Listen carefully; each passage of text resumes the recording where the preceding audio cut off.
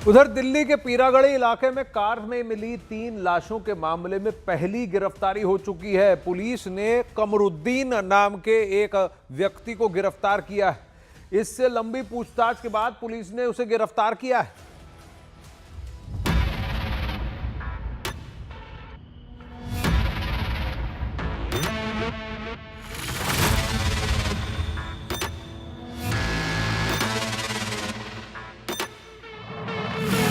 दिल्ली के पीरागढ़ी इलाके में कार के अंदर मिली 3 लाशों का कनेक्शन एक तांत्रिक से जुड़ रहा है।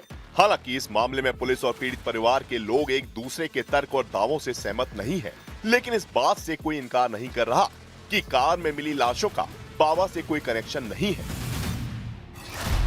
सूत्रों के मुताबिक पुलिस का कहना है कि बाबा आदतन अपराधी है, लेकिन मृतक शिफ्ट नरेश के भाई राकेश का कहना है कि बाबा के बारे में उन्हें कोई जानकारी नहीं है। पुलिस का कहना है कि तीनों की मौत से पहले बाबा कार में बैठा हुआ था, लेकिन राकेश का कहना है कि केस को डाइवर्ट करने के लिए बाबा का एंगल घुसाया जा रहा है। पुलिस का कहना है कि बाबा 4 गुना पैसे का लालच देकर लोगों को अपने झांसे में लेता था। वहीं राकेश का कहना है कि कोई बाबा किसी का पैसा कैसे बढ़ा सकता है। पुलिस का कहना है कि पहले भी बाबा के कई अनुयायियों की संदिग्ध मौत हो चुकी है। वहीं राकेश का कहना है कि उनके परिवार में बाबा का कभी जिक्र तक नहीं हुआ।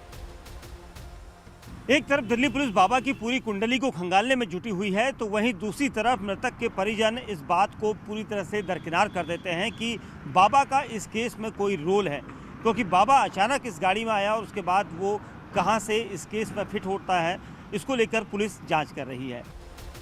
मृतक शिव नरेश के भाई राकेश ने न्यूज 18 इंडिया से रहस्यमयी बाबा के बारे में खुलकर बात की और पुलिस पर सीधा आरोप लगाया कि इस डेथ मिस्ट्री में पुलिस बाबा का एंगल जानबूझकर फिट करने की कोशिश कर रही है।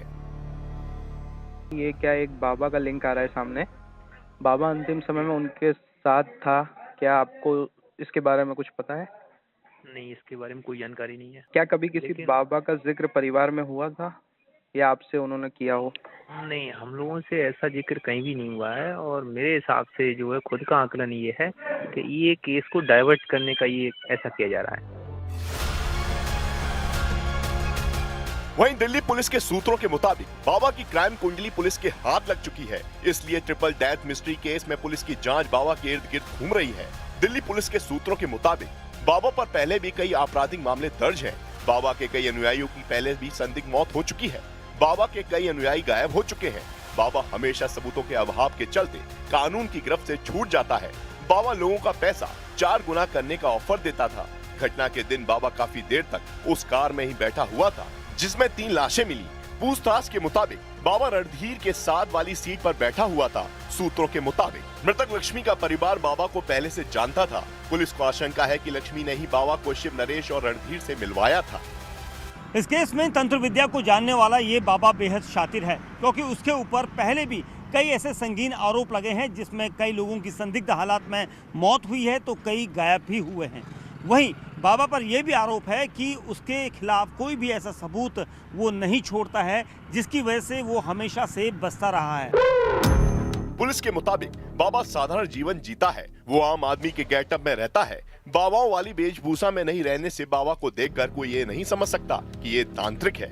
हालांकि इतनी जानकारी के बावजूद पुलिस अभी तक ये तय नहीं कर पाई है कि कार में मिली लाशों का कनेक्शन सुसाइड से है या फिर मर्डर से।